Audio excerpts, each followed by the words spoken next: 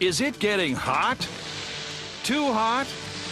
Don't just sit there and suffer. Run to your phone and call this hotline now. For Sears emergency installed central air conditioning. Act fast and you could have energy efficient central air conditioning in as little as 48 hours. Convenient financing is available, so don't sweat it. Call now and get immediate relief. Welcome to Non-Toxic. I'm Daniel Penny. And I'm Andrew Lewis. Last week, we were speaking with Eric Wilson, author of After Cooling, about the history of air conditioning and the invention of CFCs. And we ended our conversation with the emerging discovery in the 1970s that this supposedly benign class of chemicals that kept everyone cool and comfortable was in fact tearing a hole in the ozone layer.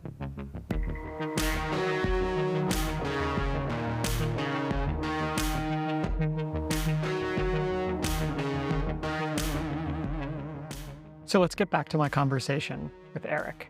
We've all heard of the ozone layer, but what exactly is it? Now, the ozone layer it's really important to know, is this extremely thin band of ozone molecules, which are 3 oxygen molecules. And what they do, the chemical process is a little bit complicated, but what they do is they protect us on Earth from the sun's most violent ultraviolet radiation. As one scientist put it, thin as a wafer biscuit, it is the only thing between us and speedy death. Without the ozone layer, which has been on the planet since life evolved, our skin would burn in a matter of minutes, maybe seconds. Life would not be possible on this Earth. And it was thought for as long as we've known about the ozone layer that nothing could happen to it. It was stable, and almost nobody did research on it. And as Sherry Rowland and Mario Molina were discovering that this was theoretically possible, they had not actually yet done the tests to discover whether it was actually happening at the moment, which it was. At the same time, scientists who was living in Antarctica at the time, a British scientist, had gone down there with a program sponsored by Britain to measure the ozone in the Antarctic basically every day and to log that. And this was seen as like a little bit crazy, because it's like waking up every morning to check that the sun has risen. It's just so stable. Why would you record these levels of the ozone? And yet this person did it. And what he found in the late 70s, to his horror, is that in late September, October, November, the ozone directly above his head, which he was measuring with something called a Dobson spectrometer, was basically vanishing. And he thought that his spectrometer was broken, so he ordered a new one. He measured the ozone with that new one, which you can do from the ground. Same numbers. They were showing a virtual absence of ozone above his head. And this was terrifying. And what he had just discovered was what we now call the ozone hole, which was this sudden appearance every austral summer, so October and November in the south, the appearance of this hole in the ozone layer. So all this ultraviolet radiation could stream directly into the Earth. And this was bad news. And we still have a hole in the ozone layer, right? Like, I have a friend who's Australian, and he was telling me that I think Australia and New Zealand have like 4 times the rate of skin cancer as most other countries. And it's because they're like kind of close to the Antarctic ozone hole. Even like, regular GP, general practitioners, are all trained to detect skin cancer and check people for moles and stuff like that, because it's just such a normal part of life that like you might get skin cancer. I guess I'm jumping ahead, but like the ozone hole, it's not gone, right? That's exactly right. We tell that story like there was an ozone hole, we figured out what was causing it, we stopped that, and now it's all fixed and everything's great. That last part of the story is not true. the thing that was causing the ozone hole was the production of CFCs. And we did stop that, which is one of the rare and I think inspirational stories for international diplomacy. But the hole will still take until about 2070, maybe 2080 to go back to normal. But it's improved, right? It is now about the size every October as it was when it was first discovered, which is a humbling idea. And one of the reasons why I like to emphasize that is not to scare people, but I find it very hopeful that the incredibly daunting ecological dilemma that in some ways is way more complex that we're in right now, which is to say global climate disaster, doesn't just get solved overnight.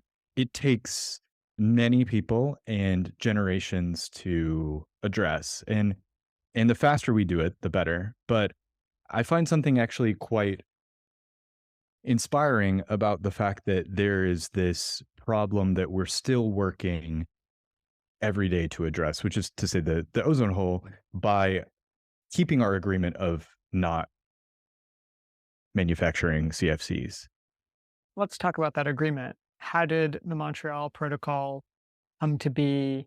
And it just seems so insane because in our current moment of the Paris Climate Accords, which are unenforceable and which the US pulled out of and is now back in, and who knows what will happen in 2024. The Montreal Protocol, it's like this utopian vision of what, you know, political action on climate could be. How was that put together? I totally agree with that. It's the first and still only legally binding international agreement to prevent environmental disaster. And as you pointed out, the Paris Climate Accord is crucially what sometimes it's called legally binding, which is a misnomer. Its target emissions, which I would argue are the important part of that, are not legally binding. The Montreal Protocol was arrived at, again, sometimes the story is simplified. It was not an overnight process. It was the tireless work of scientists like Sherry and Mario Molina, of activists, some politicians, and the very, very reluctant participation of the industry. And my take on it is that most of the major chemical corporations, led by the DuPont Chemical Corporation, stood to make a lot of money off of selling the alternatives to Freon, which turned out to be quite lucrative for them. And we'll never know if things would have turned out differently if it hadn't have been lucrative, but I think we can assume that it sure helped. So this would be like if BP actually was the largest producer of solar panels and we could just convince Yeah, them like, we'll just lean into that and you'll make even more. exactly. So the Montreal Protocol is a culmination of several years of effort, and I think really looking to the scientists who pushed for this is so important because they were being attacked by industry who was saying that they were trying to, in some cases, chemical corporations were making the bloated statement that they were going to ruin the global economy by trying to pull out CFCs, which of course did not happen. The opposite happened. There was a boom. Often this period that we're in is called unprecedented. Unprecedented. We hear that word over and over again. And in my view, that's not exactly right. This is the global climate disaster is far more complex, I think, and trickier in lots of ways. But the rhetoric, and especially the political rhetoric, is quite familiar. And I think that that is worth paying attention to because you have a lot of industry lobbyists who are claiming that scientists are alarmists. And at the same time, they are saying that if these chemicals or fuels are banned, that the entire global economy is going to collapse, which sounds to my ear like alarmism. And as it turns out, their incorrect, that the scientists are right, and actually they are alarmists, and industry tends to inflate these catastrophes because I think they have a hard time seeing any other way. And And they want to make hay while the sun shines. exactly. And this was an international movement to ban CFCs. It's a sort of long and complex story through the 70s and 80s, but and with resistance from industry the whole way. But it culminates in what is called the Montreal Protocol, which is called that because they met in Montreal. This is an initiative through the United Nations. They were meeting every year to try to come up with an agreement to ban CFCs because there was mounting evidence that it was indeed destroying the ozone layer, which was potentially going to destroy not just humans but all life on the planet. And so we hit on the Montreal Protocol, which is successful in my view for two reasons. One, it was legally binding. So that means that the signatories had to ratify it in their home countries. And once they did so, it was legally binding. Now, back to your point that this sounds like a utopia, this is where it really gets utopic. The Montreal Protocol was ratified by the US Senate unanimously. Can you believe that? What has been ratified unanimously uh, recently at all, I you can't know? imagine. So Ronald Reagan was president. It was Okay, yeah. just right at the very end of Reagan's term. And there's a lot of funny, not funny haha, but funny oh dear stories during the Reagan presidency. One of my favorite is that they, of course, were anti-regulation, all across the board, and they didn't really want this. And once it became clear that industry could win out over this, industry just started pushing the Reagan administration to ratify this, which is one of the reasons I believe that was ratified unanimously. But right before this happened, the Secretary of the Interior, someone named Donald Hodel, there was a very funny story.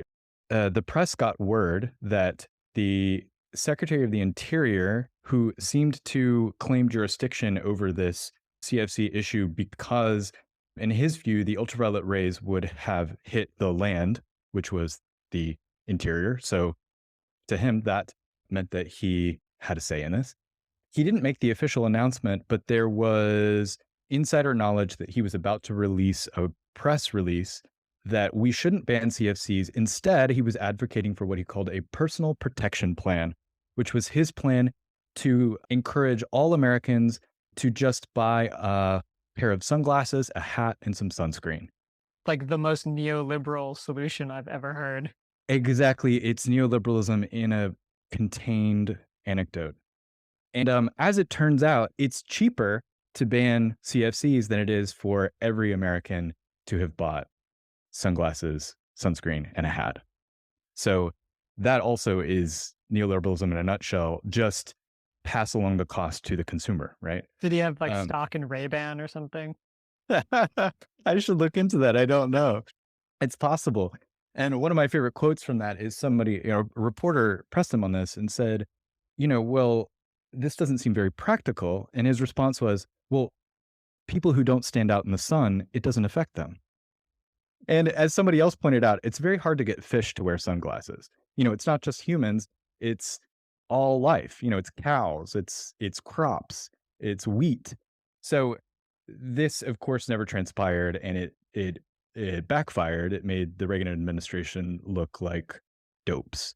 And I actually think that part of the consequence of the leak of that personal protection plan was that everyone got on board the Montreal Protocol, because that was just the most absurd manifestation of let's not regulate everybody, every man for himself. And so we passed it. So unanimously by the Senate, it was legally binding. That's crucial. And the other crucial thing about the Montreal Protocol was that there was a clause in it, there still is a clause in it, that they were required to meet every year to review the current scientific evidence and revise the protocol if necessary. And that's crucial because the original form of the Montreal Protocol did not ban CFCs. it caused for a cutback in their production, which many activists and scientists said this isn't enough. Even Margaret Thatcher was behind the banning of CFCs. Here's a little clip of her addressing the United Nations in 1989. But at least we have recognized that reducing and eventually stopping the emission of CFCs is one positive thing we can do. But that mandate to meet every year and revise the scientific evidence meant that what started out as an imperfect agreement grew over the course of 7 or so years to be quite strict and eventually called for a ban by the year 2000, and that was pulled to 1987, even sooner.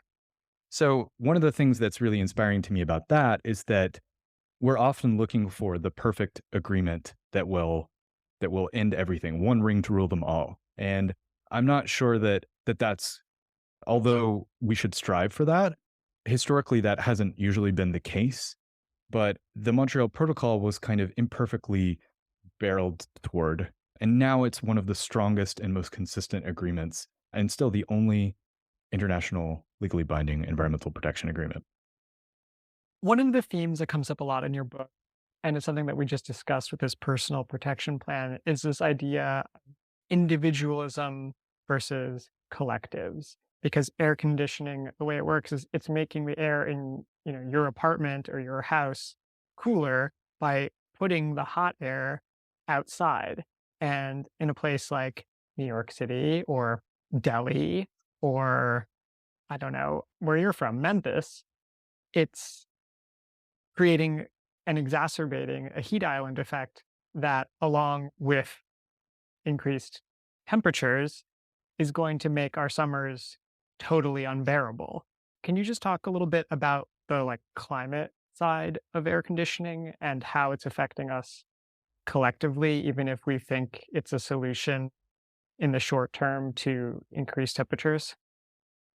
Yeah, and I want to head this off by saying that I'm not anti air conditioning and that I think that it's most important that people, if they're in a heat emergency, a heat related emergency, urban heat wave, like we've seen every summer, that they should cool safely in a way that they can. The interesting thing about that, or the caveat to what I just said, was sort of two things. One, that we've become really bad at distinguishing danger from discomfort, in my opinion, is that we often conflate discomfort with danger automatically. And the other one is that air conditioning sounds like a great tool in a heat wave, but it's not. And I'll get to that in just a second. So air conditioning is on a global scale bad for the environment in a couple of ways. One is the refrigerant that we replaced Freon with. Once CFCs were banned, then the next family of refrigerants that came in were called hydrofluorocarbons, HFCs. These did not destroy the ozone layer. However, unfortunately, they're highly potent global warming gases.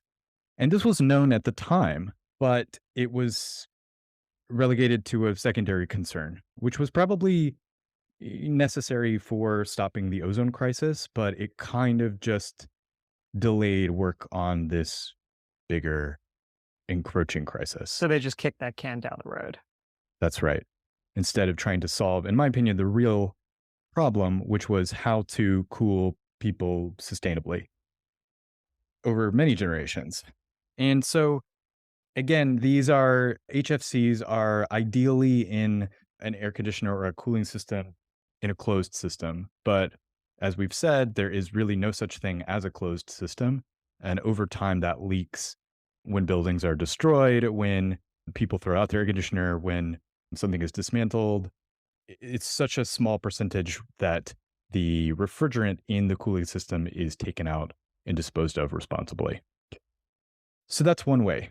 And the other way, which is of increasing concern as other parts of the country begin to build their cooling infrastructure, is that the energy used to power an air conditioner creates indirectly emissions.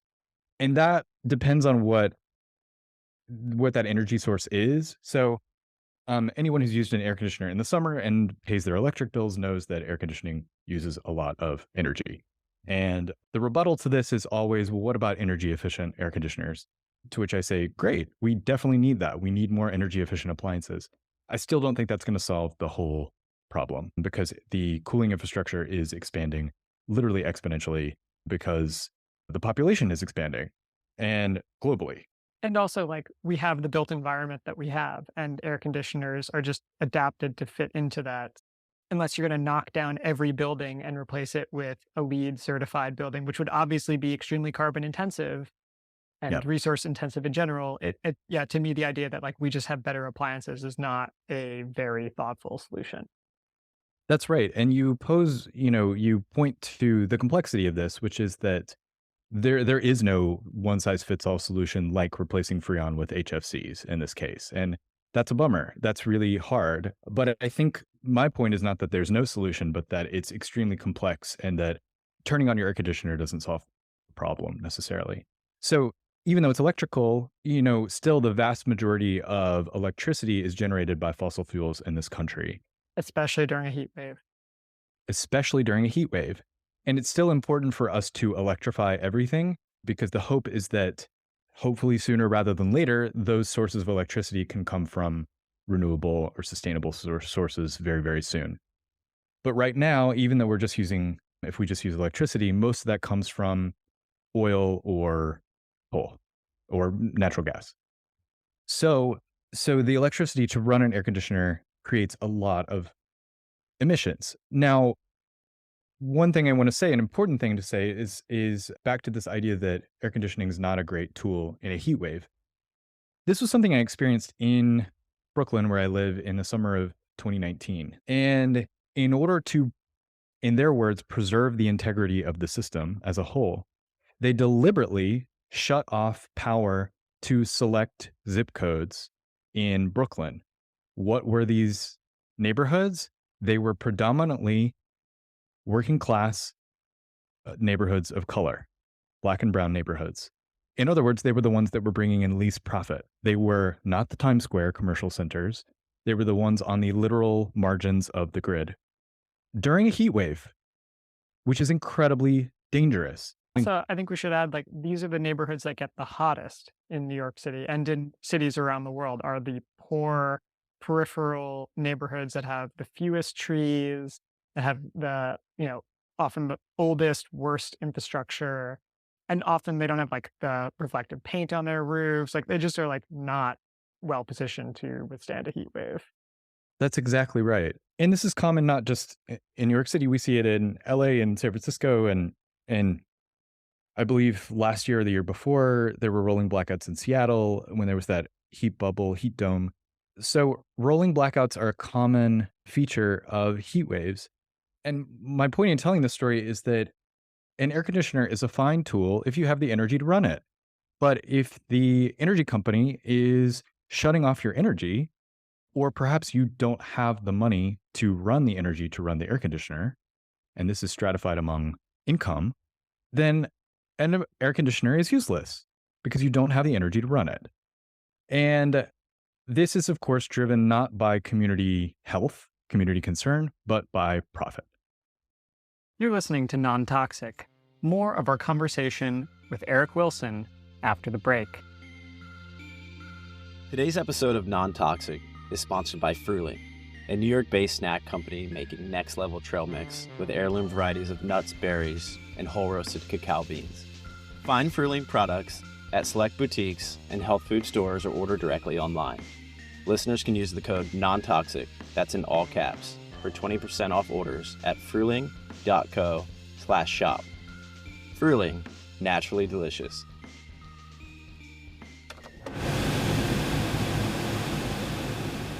Back to our conversation with Eric Wilson. In a heat wave, if you can't get cool, like we should probably establish like what are the stakes of this? Like it is discomfort for some, but I think it's also life and death for others. For sure. Yeah, it's extremely dangerous. Your body begins to literally act as if it has a fever, which it essentially does. Your body temperature rises. With people who have heart conditions or other kind of related conditions, it can more easily lead to a heat related stroke, death, dehydration, especially in a humid environment where your body is unable to evaporate the sweat, the body's natural air conditioning to cool itself off. People who are older, people who have other conditions, and people who live alone, the data says are particularly vulnerable. And often that is people who are older, people who are living alone. And I cite this all the time because I think this book is brilliant. There's a great sociologist, well-known Eric Klinkenberg. He has this great book called Heat Wave, which is an analysis of the Chicago heat wave of 1994. And there's a little line in there about how air conditioning would address some of the problems, but not really, because the reason why people died in the heat wave of 1994, far more people died in the Chicago heat wave of 1994 than 1955, I believe it was. The reason for that is because in 1955, people were managing heat waves quite differently. They were sleeping on roofs outside. They were sleeping outdoors. They were managing it collectively. The city had invested in green infrastructure, trees and parks better. And there wasn't this reliance on cooling infrastructure in the way that there is in 1994. And then when that fails, then it places people in proximity to illness and death. And I find that incredibly revealing that it wasn't necessarily that things were better in 1955, but we had a way of coping together. We do need better air conditioning systems for sure, but I think we're missing a chance at understanding a greater point here, which is that in the long term, we need to think about a few things: designing our cities better, more access to shady structures and green space, which we know can cool a city by as much as 10 degrees. We need to drastically ramp down and cut fossil fuel emissions because as the world gets hotter, we're just going to be using more and more air conditioning to make our interiors cooler, which in turn makes the world hotter. It's a violent dynamic that we're caught in that we need to shift. That's really the biggest thing. And then a trend toward, all new buildings, especially kind of urban buildings, need to incorporate the outside environment and not ignore it and then put an air conditioning system in. There's a lot of really inspiring examples of contemporary architecture that uses the natural and local climate in order to create freezes in a space or shield the sunlight or create greater proximity to the natural conditions outside, but also keep us safe and indeed even comfortable. For millennia, humans in different civilizations have been constructing places to live and work in that took into account the given climatic conditions of a place. And what air conditioning allowed, in the book, I call this the sort of avatar of modernism. Anywhere could be anywhere else. A Starbucks in Phoenix, Arizona feels the same as a Starbucks in Anchorage, Alaska. And that has never, ever been the case before. While enticing to some, that's incredibly dangerous. We actually need to become more aware of the local environmental conditions for lots of reasons, but especially in our architecture and design. We can't just keep shutting them out. And a lot of great architects are working to, relearn those ancient techniques. Eric, thank you so much for giving us this tour of the history of cooling. The book is After Cooling on Freon, Global Warming, and the Terrible Cost of Comfort by Eric Dean Wilson, and you can find it wherever books are sold. Thank you so much for having me.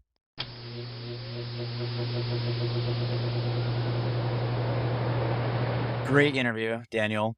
My pleasure. I think what's so striking about that conversation and Eric's book is just how so much of modern society is wrapped up in the evils of the past. It's just so much of what we live on a daily basis is really inextricable from these very wrong, evil things that establish the foundation of our country. Who'd have thought? Who thinks on a daily basis you go and you press the button on your AC unit, and not only does cold air come out, but just this reams of history, from our past, and just all of the wrongdoing wrapped up in it. And not just, I think, the wrongdoing, but it's sort of like there are choices that have been made around our built environment, the way we made our cities, the way that we live, that now so constrict the opportunities and possibilities that we have, or that create enormous costs to changing them. Like living in, glass towers that get super hot because they're just, giant facades of windows that the sun pours into and that are made of concrete and that require like massive ACs. Like that was a really stupid idea and we're kind of just like stuck with it until until like the building has to get taken down. Eric was saying like people can't imagine living any other way. And it in a sense like it's absurd because obviously like there are still so many people around the world who live without air conditioning. But on the other hand, the way we live now is so dependent upon air conditioning that in its absence, it does feel almost apocalyptic. Like, how could people possibly survive? Yeah, it's like this continued chipping away of common knowledge, right? Of our connection to what it means to actually survive in the world, with all these gadgets. Yeah, it's funny you mentioned that because in the UK where I live, last year during the summer was the first year that the UK ever recorded a temperature breaking 100 degrees Fahrenheit. It was the hottest Britain has ever been. And it was just a 2-day heat wave, thankfully. But people were losing their minds. They had, people in the UK, like guys start taking off their shirts like once it cracks 60 degrees, and they're really pale. And then once they get drunk, they turn really pink and they get burnt really quickly and then they turn red. But it's a country that was not built for extreme heat. So when we had this heat wave, my wife and I, we had to drag a futon mattress down into our dining room because the upstairs of the house was so unbearably hot. And we had like 2 fans going and our dog was really confused, like, why are we all sleeping down next to the dining room table? But that was like the coolest place in the house. And we've been talking like, are we going to get an AC for this year? Because if this summer is anything like last summer, there are going to be some insanely hot days and the building is not meant to accommodate it. And yeah, I feel very kind of conflicted about it because it's like, one, it costs a lot of money to run, but two, like it's just, it feels like giving in. Yeah, I mean, but so much of what we do on a daily basis is really giving in.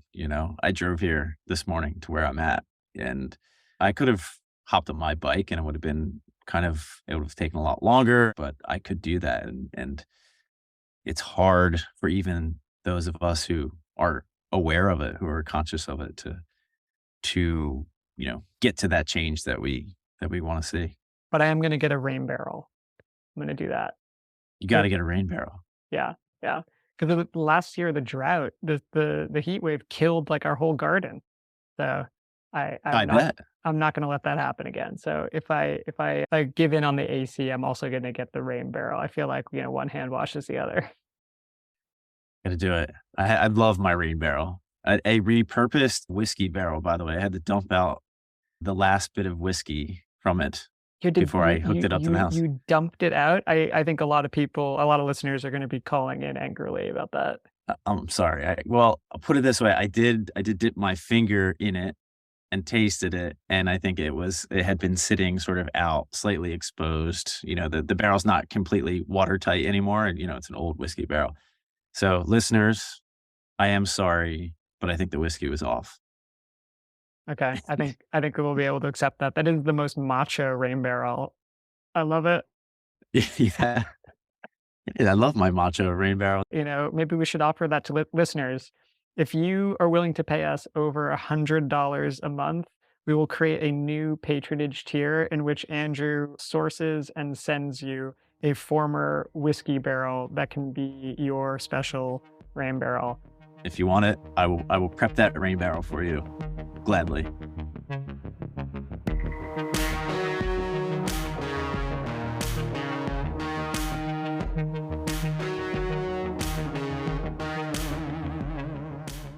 All right, that's it for our show this week.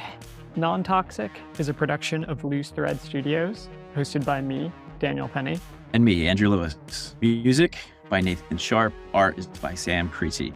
We're a listener-supported show, and we can't change the conversation around climate without your donations. So please go to patreon.com/nontoxicpodcast and become a patron today. And please make sure to rate and review us wherever you listen to podcasts. It helps people find the show. But nothing does that better than you telling somebody you know about it.